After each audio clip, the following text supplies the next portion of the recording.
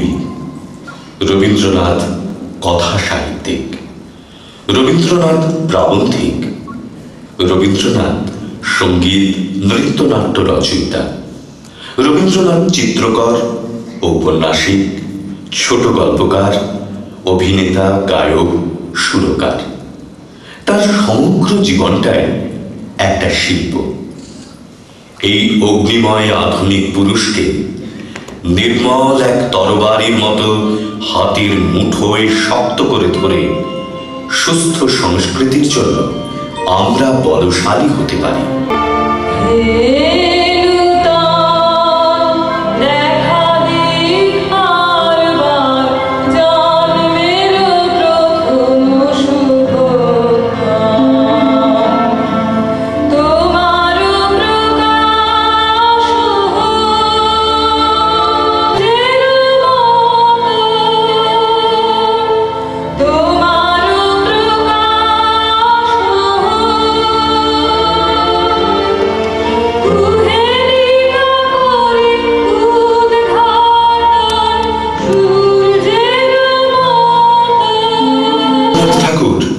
বাঙালি বিশ্বকবি, বাংলা ও ভারতীয় সংস্কৃতির সুন্দরতম গৌরবী ঐতিহ্য তিনি। দেশের ভেতরে এবং পৃথিবীর যে দেশে যখনই মানুষের উপর অবিচার, অত্যাচার হয়েছে, তার সমগ্র চিন্তাভাবনা মুক্ত জাতীয়তাবোধ, আন্তর্জাতিকতায় উন্নীত হয়ে এক উজ্জ্বল মাত্রা পরিগ্রহ করেছে। রবীন্দ্রনাথ অবিসংবাদিতভাবে একবিংশ শতকের কবি।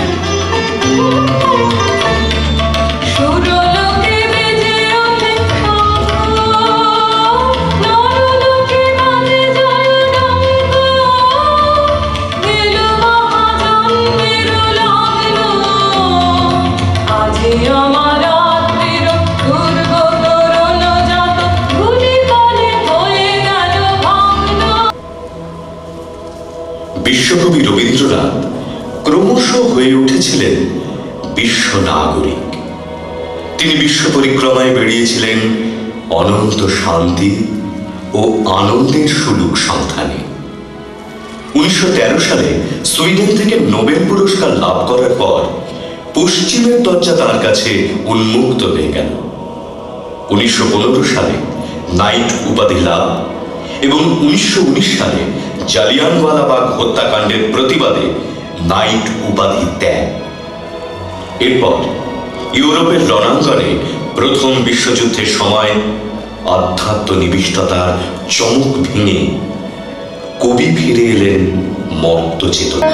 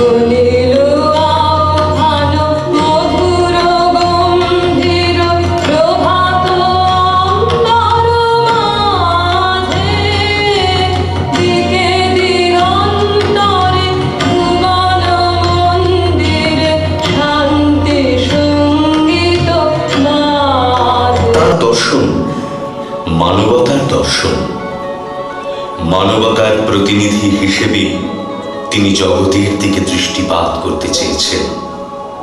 জীবনের শেষ দিন পর্যন্ত তিনি মানুষের জয়গান গেয়েছেন। এ আমার অহংকার, অহংকার সমস্ত মানুষের হবে। মানুষের অহংকার পটেই বিশ্বকর্মার বিশ্বশিল্প নন্দিত করার উদাত্ত প্রার্থনা। অন্তর মম বিকশিত কর অন্তরতর হে, নির্মল কর উজ্জ্বল কর সুন্দর কর হে। চরণপদ্মে মম চিত নিস্পন্দিত কর হে, নন্দিত কর নন্দিত কর নন্দিত কর হে।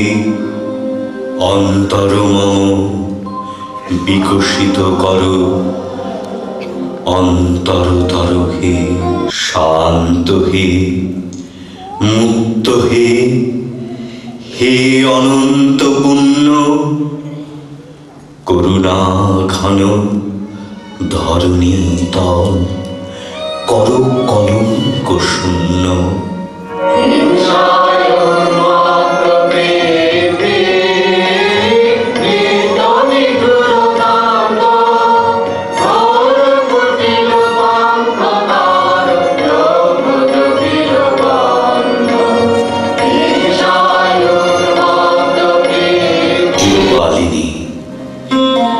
আমাদের পুষেছ তোমার খণ্ডকালের ছোট ছোট পিঞ্জরে,